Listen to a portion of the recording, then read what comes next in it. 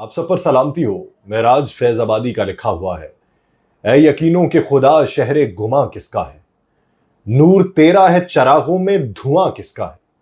क्या ये मौसम तेरे कानून के पाबंद नहीं, मौसम गुल में ये दस्तूर खजां किसका है। राख के शहर में एक एक से मैं पूछता हूं, ये जो महफूज है अब तक ये मकां किसका है। वही तपता हुआ सहरा, वही सूखे हुए होंठ, फैसला कौन करे आबे रवां किसका है। चंद रिश्तों के खिलौने हैं जो हम खेलते हैं, वरना सब जानते हैं कौन यहां किसका है। मैं यासिर रशीद हूं और आप मेरा वीलॉग देख रहे हैं। नाज़रीन, बजट पेश कर दिया गया और हमें यूं लगा कि जैसे बाजार सियासत और लताफत में हमें नीम मदहोशी की हालत में हुकूमत ने किसी और के सामने पेश करके हमारी बोली लगवाई हो। हमारी मुख्तलिफ दिनों की मजम्मत के बाद भी अभी मरम्मत में कुछ कमी थी कि हमारी अलाइनमेंट दौरे हाजिर के बेहतरीन खरादिये से करवाई जा रही है।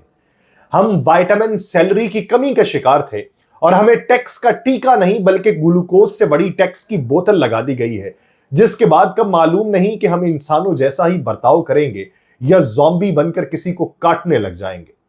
हुकूमत ने हमें किसी से कर्जा लेकर पुराना कर्जा वापस करने की बजाय नया कर्जा मांगने के लिए तरले मिन्नत करने का असलूब भी सिखा दिया है।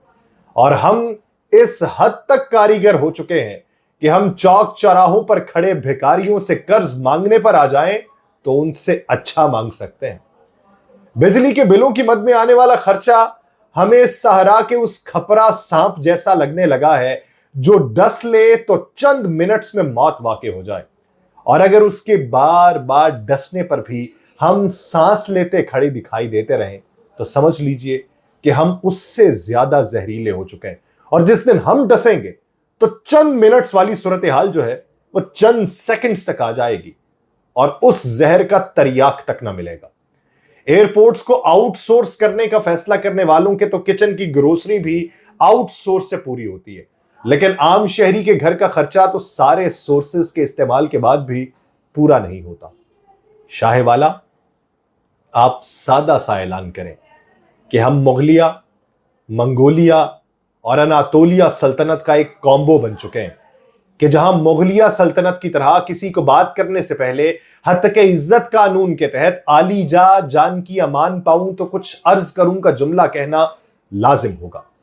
और हम मंगोलिया सल्तनत की तरह जिस जगह पर बादशाह की नजर पड़ गई तो वो उसकी मिल्कियत समझी जाएगी, चाहे उसके हुसूल के लिए सरों या दस्तारों का मीनार ही क्यों ना बनवाना पड़े।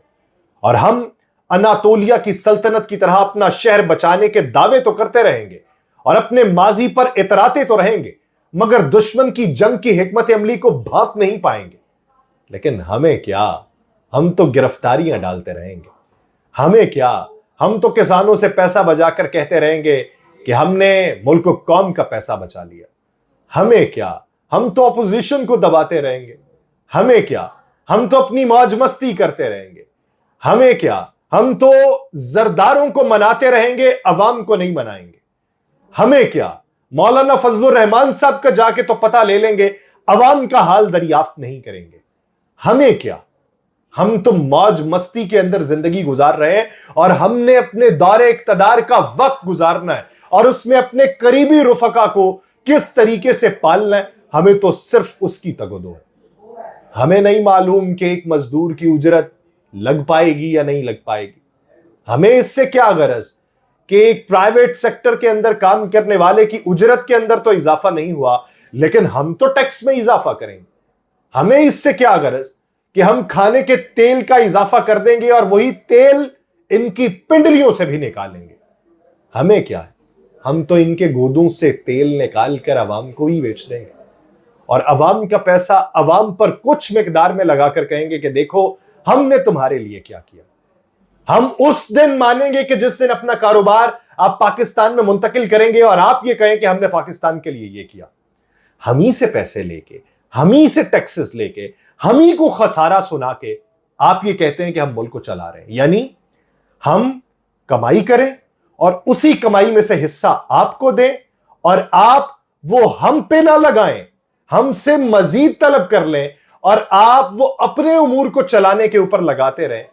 तो हमें आपसे क्या गरज, हमें आपकी क्या जरूरत, ہاں آپ کو ہماری ضرورت بہت ہے اور ہم آپ کی ضروریات پوری کرتے رہیں گے. ہم آپ کے پیٹ کی آگ کو بجھاتے رہیں گے اور اس دوزخ کو بھرنے کی جس حد تک تگودو ہوگی کرتے رہیں گے. اور پھر اس کے بدلے ہمیں یہ بتایا جائے گا کہ تمہیں 1500 والا پنکھا دیں گے ہم. وہ پنکھا جو نئی جدت کے ساتھ چلے گا. تو یہ پرانے پنکھے اتار پھینکو. کروڑوں کی تعداد میں پنکھے تبدیل کیے جائیں گے.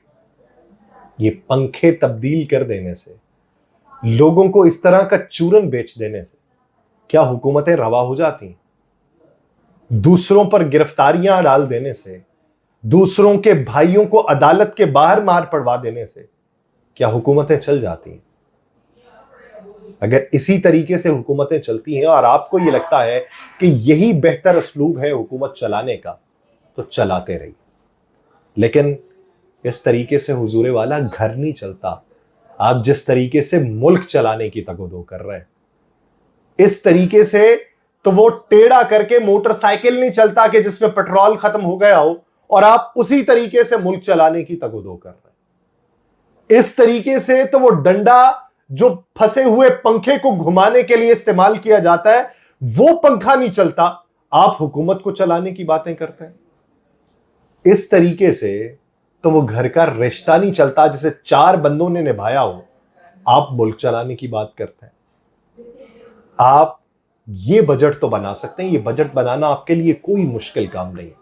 یہ آپ کے لیے چند سیکنڈز اور چٹکیوں کا کام ہے اور آپ اس میں یہ پورے کا پورا بجٹ بنا سکتے ہیں. لیکن آپ کو 10 افراد پر مشتمل گھر کے اندر بٹھا دیا جائے اور ان کی تمام آمدن آپ کے سامنے رکھ دی جائے، اس کا بجٹ بنا کے دکھائیں. آپ تو یہ آسانی سے کہہ لیتے ہیں کہ 188 کھرب کا ہم نے بجٹ بنایا، اس میں سے اتنا سود کی مد میں ادائیگیوں میں چلا جائے گا جو 52% بنتا ہے، اتنے ہمارے اخراجات ہوں گے، اتنا عوام پہ لگایا جائے گا اور یہ بجٹ ہے اور اس میں سے اتنا خسارہ ہوگا. وہ جو خسارہ ہے وہ تو آپ نے قرض سے پورا کر لینا ہے. لیکن وہ ایک گھر کہ جس میں 10 افراد رہتے ہیں، وہ 10 افراد کی مجموعی طور پر آمدنی 50,000 بھی نہیں بنتی. اس گھر کا ایک مہینے کا بجٹ بنا کے دکھائیں. آپ وہ بجٹ بنائیں گے تو آپ کو معلوم پڑے گا کہ ایک مہینے کا یہ 20,000 کے خسارے پر مشتمل بجٹ ہے. تو ان کو یہ بتائیے، آپ تو IMF سے قرض لے کے حکومت چلا لیتے ہیں، ان کو یہ بتائیے کہ کس خالہ سے، کس ماموں سے، کس چاچے سے، کس تائے سے یا کس ہمسائے سے وہ بجٹ کا خسارہ جو ایک گھر کا ہے اسے پورا کیا جا سکتا ہے. اور پھر ان کو بتائیے کہ کتنا عرصہ تم سانسیں لے سکتے ہو.